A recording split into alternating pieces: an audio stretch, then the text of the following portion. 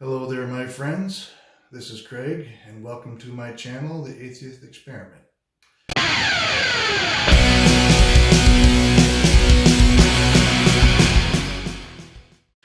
This is the 14th episode, and I want to take time in this episode to thank all of the people who were involved in my recovery and treatment.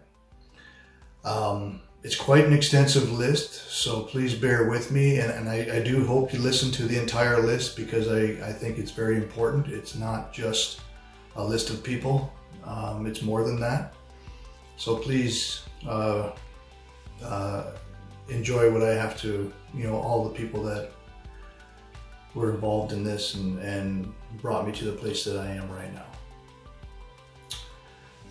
I'd like to start by thanking all of my colleagues at work who stayed in contact with me. They gave me warm wishes as I went off work, and they were there to welcome me when I came back. And that meant a lot to me, and I want you all to know that. I want to thank my employer and bosses at work who gave me everything I needed to have the time off I needed and guaranteed my job security when I returned. That took a lot of stress off of me. I also want to thank my employer for having a good drug plan. Without that, I could not have afforded to do what I needed to do to get better. I also want to thank the Canadian government for having an EI program in place to subsidize my income while I was off work. Without employment insurance in Ontario, I wouldn't have been able to do it again for that reason. I also want to thank the government for having Ontario hospital insurance.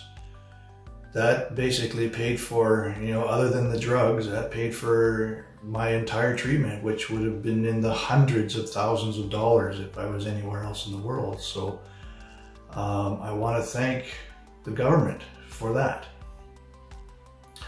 I want to thank all Canadians who pay their taxes so that we can have these social programs. I know we all complain about paying our taxes from time to time, but at the end of the day, it goes to a good cause. It goes to serving an awful lot of people, and I thank you for that. I want to thank my close friends and family who took good care of me when it was needed. My mom, my dad, Lindsay, Jennifer, Tanya, Kevin, Rebecca, Cassie, and of course, Luba, my partner, who has been with me every step of the way and continues to support me in every way possible. I also want to thank the acquaintances we know who brought us food and gave us food gift cards and meals delivered to our house just to take some of the stress off of us so that there was less things we had to concern ourselves with, and that seems to be a very common thing when friends and family are struggling with things for people to bring food. And it seems like a little thing, but it's very helpful when you don't have to cook a meal at the end of the day, when everybody's tired and exhausted from whatever ordeal we went through that day. So thank you all for that. I want to thank my neighbors who shoveled the snow off my sidewalk. Every little bit helps every day. I want to thank my oncologist, Dr. Bredner. He has been really great, very informative. He seems very smart, well-educated, great bedside manner, treated me well, gave me all the information I needed and never BS'd me once along the way. And he seemed to know exactly what to do each time I had a problem, and he was there to solve it for me. So I thank him greatly for that.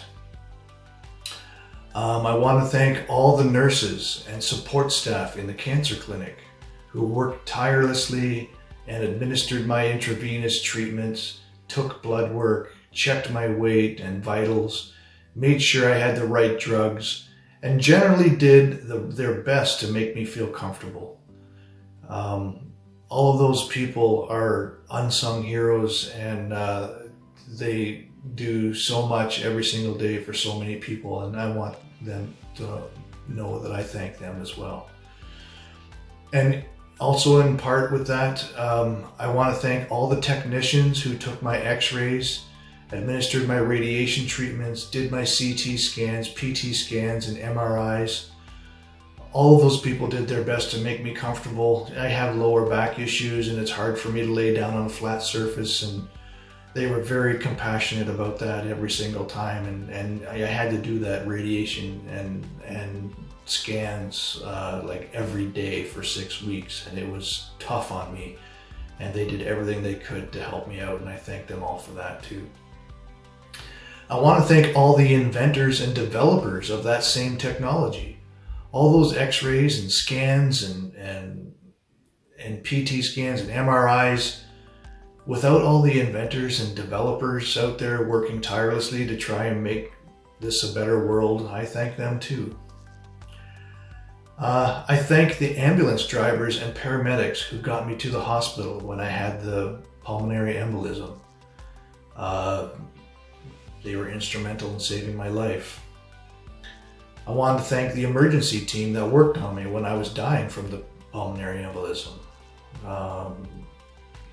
It's all these people that add up that you never get to go back and shake their hand and look them in the eye and say a big thank you and give them a hug. You know, they just do this stuff tirelessly, day in and day out, saving people's lives. And I just want them to know how much I thank them. I want to thank the nurses who came to my house every day to make sure I would live another day and make me comfortable. They were always very kind and compassionate and well educated and made sure I had everything I needed all the time. And also the doctors who came to my house, I want to thank them. Whenever I called them, they came. And they came to manage my meds for pain, constipation, diarrhea, nausea, vertigo, anxiety, depression, all of it. I had doctors in and out of my house all the time, and they all did wondrous things to help me. I want to thank all of the cancer researchers who dedicate their lives to finding treatments and cures and never stop fighting for a better tomorrow. I want to thank all the past researchers whose work is being built on and improved by today's researchers. Without the research of the past, the research of today wouldn't exist. So it's just like Sir Isaac Newton said in his quote, if I have seen further, it's because I stood on the shoulders of giants. And that's what present researchers are doing. They're working off of work from previous researchers, and I want to thank all of them. And I also want to thank all the people, companies, and conglomerates that have contributed financially to cancer research. Without them, it couldn't happen. If you think about all the people that there is to thank, it's a never-ending list, but I have to get through this. We're getting there. I want to thank all of the people who volunteered to be among the first to receive new treatments during trials of drugs and other treatments. There's a lot of brave people out there who had to be the first one to try a new treatment, and without those trials, we wouldn't know if things work. And those people made sacrifices, and I thank them greatly.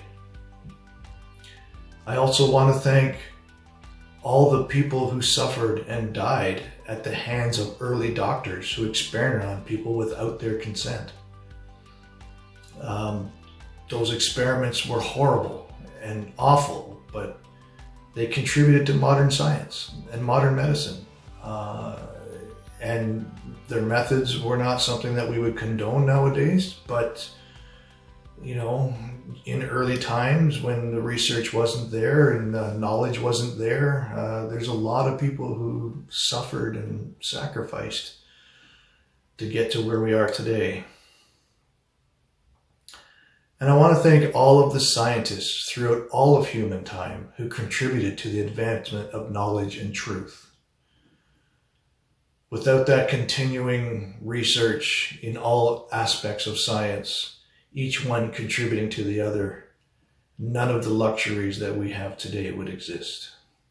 So I thank them. Now, that's the end of my list. And there may be some of you who are thinking, hey, you forgot to thank God. Well, no, I didn't. Some of you might say that those people did what they did by the grace of God. And you still need to thank Him for that. No, I don't. It is a slap in the face to each and every one of the people I thanked to steal their credit away from them and give it to a God. If God really intended to keep me alive, why bless me with all these wonderful people to do it? Why give me cancer at all? Why make me and my family suffer so greatly? I know why. It's because God doesn't exist. It's the charity of humanity, of literally thousands of people, are the reasons I am alive, not God. Humanity means we have to look out for each other.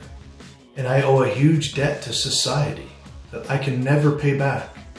And I am forever thankful to be living in the area of the world that I live in. And for the time that I live in, where these medical advancements exist and I have access to them. So to all those people on my list, thank you. I have a different kind of list to talk about next. First, I'll start with a Bible verse. 1 Corinthians 14:13. For God is not the author of confusion. Well, let's just see about that. I'm going to give you a list of Abrahamic religions and denominations and the year they started. Starting with Catholics. The Catholic Church started in year 30 approximately. Nobody really knows for sure, but that's a good estimation. I mean, that was the beginning of Christianity. So that was when Catholicism began. Orthodox Judaism, 500 years later, around 500. Actually, that's wrong. I'm sorry, I misspoke. Orthodox Judaism was 500 BCE, so before Common Era. So before Christ, the biblical way of saying it, but before Common Era, 500 years before that. That's when Orthodox Judaism began. Then it was the Catholics who came in after that, in year 30. Then in year 610, Muslims began. And that's when supposedly Allah spoke to Muhammad. And he got one of his scribes to, or a few of his scribes to write it in a book. And then in the year 988, Russian Orthodox began. In the year 1500, Mennonite began. Baptists in the year 1612. Presbyterian 1707. African Initiated 1800. Prussian Church 1817. The Lutheran Church, 1847. The Conservative Judaism started in 1854. The Reformed Church started in 1857. Seventh-day Adventists started in 1863. Anglican, 1867. Jehovah's Witness, 1900. Pentecostal, 1901. United, 1925. The Methodist Church, 1932. The Charismatics, 1960. Evangelical, 1968. The Reformed Judaism, 1970. And the Chinese House, 1980. Now, I didn't count these up, but there's quite a few churches here. And every one of these churches has a few things in common. Number one, they're all Abrahamic churches. So that's just the Abrahamic churches. I mean, there are literally thousands of other religions in the world that are either monotheistic or polytheistic origins, and they've started at all different times throughout history. Thousands. So this is just a list of the well-known Abrahamic religions. Now, the other thing that they all have in common is the year that they started. The reason that they started was because they disagreed with the doctrine of the church in power at the time. And these churches thought they had a better interpretation of the Bible, so they started their own religion. So if God is not the author of confusion, then how can you have lots of different denominations who don't agree with the interpretation of the Bible, and so they go out and they start up their own religion? It doesn't make sense. I mean, 1 Corinthians 14:33, for God is not the author of confusion. Yet here we are with all these denominations of the Abrahamic religion who all have slightly different interpretations of one book of Bible, or parts of the Bible, or they've selected parts of the Bible that work for them. So there you have it. Lots of confusion, lots of churches going to battle with each other over their differences, all believing in the same Abrahamic God. So God's either not very smart or he doesn't exist, one of the two. So anyway, I want to thank you for listening to this short little video this time, and I hope to see you next time. And I just want to throw something out there for you. If you have a question for me that you would like me to do an entire episode on, I would be more than happy to try to answer that question, or at least have a discussion about your question. It can be anything, and I'll try to, if I get a few questions, I'll pick the best one, or the one that I think I can elaborate on the best, and I'll make up a vlog for you out of that question. So I welcome that. Alrighty, so have a good night. Bye-bye.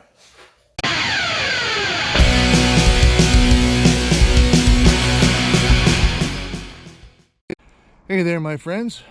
If you enjoy my videos and you would like to see more, subscribe. And don't forget to scroll down and hit the little bell so you can get notifications. I will be putting out a video every Sunday evening, and if you like it, hit the like button. And if you don't like it, hit the dislike button. Also, leave a comment and let me know what you think. Catch you next time, and have a great week.